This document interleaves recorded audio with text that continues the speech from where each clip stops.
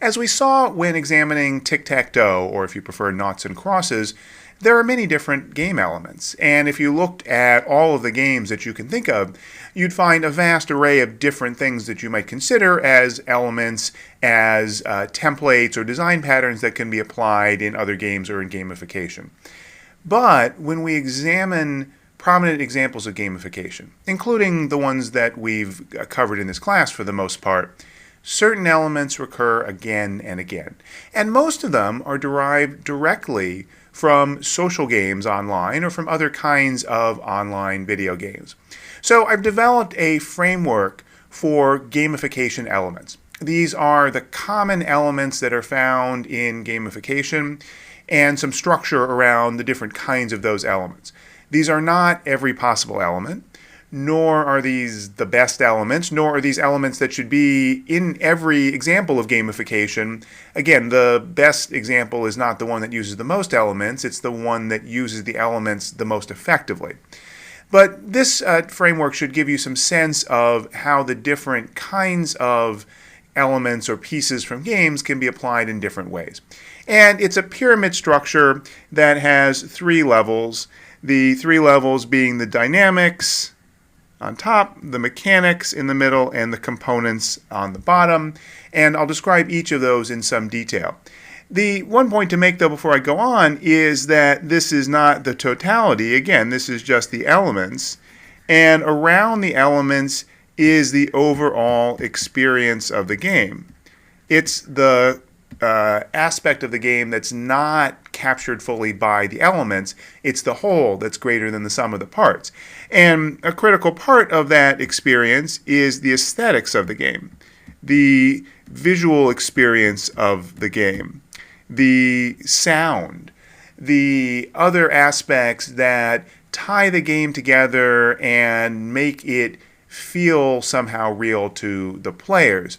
All of that is above and beyond the elements. All that is certainly extremely important in games and often important in gamification, but that's the part that you have to design creatively based on the circumstances. What we're going to focus on here are the generic patterns, the aspects that can be taken from games and applied to generate specific kinds of results. And one point to add before I go into more detail. You may recall Marc LeBlanc, the game designer who developed the notion of 8 kinds of fun that I mentioned in an earlier segment. He also created an influential framework for understanding all games called the MDA framework. And MDA stands for Mechanics, Dynamics, Aesthetics. So it sounds very much like the framework for gamification elements I just gave you. There are some similarities, although LeBlanc uses those terms in somewhat different ways. Much of what he calls aesthetics is what we talk about under the rubric of fun. But LeBlanc's framework has been, as I said, very influential in helping designers and theorists conceptualize different aspects of games and how to create them. So if you're interested in finding out more, here's a link to a paper that he co-authored that goes into detail on the MDA framework. So now back to the pyramid of game elements. At the top of the pyramid are the game dynamics. These are the most high-level conceptual elements in a game or a gamified system.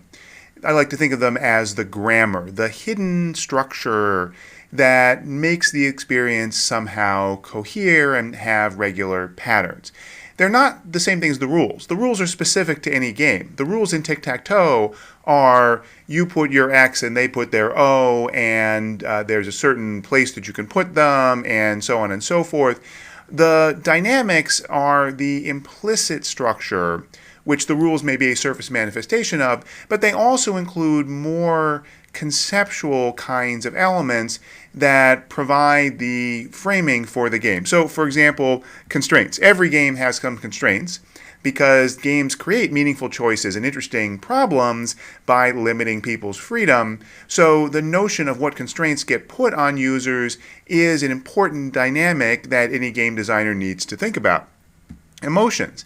Games can produce almost any emotion you can think of, from joy to sadness to everything in between. The emotional palette of gamification is typically somewhat more limited because we are dealing with real-world non-game contexts, whether those are at work or a marketing context or something like exercise, where getting someone really upset or abject sadness are not things that are going to be valued in that kind of situation. But there still are a variety of emotional levers that can be pulled that can make the experience more rich. And certainly the joy, the sense of accomplishment, the emotional reinforcement that pushes people to play more is important in most examples of gamification. Narrative. The structure that pulls together the pieces of the game or the gamified system into some coherent feeling whole. The narrative can be explicit, the storyline in a game, or it can be implicit. And gamification doesn't necessarily have the richness of the aesthetic, experiential aspects of games to put the work in creating a narrative. It has to rely upon things like consistent graphical experiences, creating a sense of flow and alluding to certain kinds of practices or certain kinds of story ideas that may be in players' heads, using those, again, to tie together the individual pieces. If there's no sense of narrative, then the risk is that the gamified system will just be a bunch of abstract stuff. You get these badges, you get these points, but they're totally divorced from any sense of coherence and relation to the player's life, and that tends to limit the effectiveness of gamification. Progression. So here we are talking about the notion that you start at one place and you go up along the way until you get to some higher place. Very important aspect in really most examples of gamification is giving the player a sense that they're going to have the opportunity to improve, or at least to move from where they started as opposed to just doing the same thing over and over and over again. Progression doesn't necessarily require specific examples like levels and points, but those, as we'll see, are typical game components that get used to instantiate that dynamic. And finally, relationships. People interacting with each other, friends, teammates, opponents. Those general level social dynamics that are very important to the experience of the game. So those are the dynamics. At the next level are the game mechanics. These I like to think of as the verbs of a game or gamification, the elements that move the action forward. Now with these and the next set, I won't go into detail on every one because there are more of them. That's the notion of the pyramid, that we have a few dynamics, a larger number of mechanics, and a big number of components. But let me just highlight a few of them. So things like challenges. The game sets some objective for you to reach.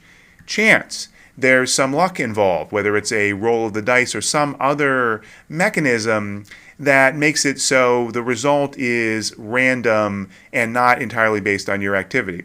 Both cooperation and competition, they're opposites, but both are valuable game mechanics, getting people to work together as well as to getting people to compete against each other to have a notion of winning and losing. Feedback I've already talked about many times, very important for users to be able to see how they are doing in real time because that powerfully tends to drive them along to go further. Resource acquisition. So games give you things or give you the opportunity to get things in order to move the game forward. Empires and Allies, for example, let you acquire oil, which then you need in order to build things like airplanes. Rewards, some benefit that you get for some achievement in the game. Transactions, buying and selling or exchanging something with other players or with what's called a non-player character, with some automated character in the game. Turns we saw with tic-tac-toe, and win states we also saw with tic-tac-toe, the state which defines winning the game. So again, these are various tools that can be used to figure out how to move the action forward, to get the players in the game to go from one state to another. And then finally, the lowest level, most surface level kinds of game elements are the game components. Specific examples, specific ways to do the higher level things that dynamics and mechanics represent. So, for example, achievements. As opposed to just the general notion of a challenge, giving the player some reward attached to doing a specific set of things. That's an achievement. Avatar, showing the player some visual representation of their character. Badges, we're going to talk more about these in a second, but specific visual representations of those achievements as well as of the higher level dynamics and mechanics. Boss fights is familiar if you play games, but may not be if you don't. This is at the end of a level, at the end of some part of the game, a really hard challenge. A high-level monster that you have to defeat, and it's typically really hard to do so in order to get to the next level. Collections is pulling together a bunch of different things, assembling certain pieces or certain examples of something. You have to get a whole bunch of spells together, or you have to get a whole bunch of badges together to fill up a cabinet that you get in the game. Combat is probably familiar.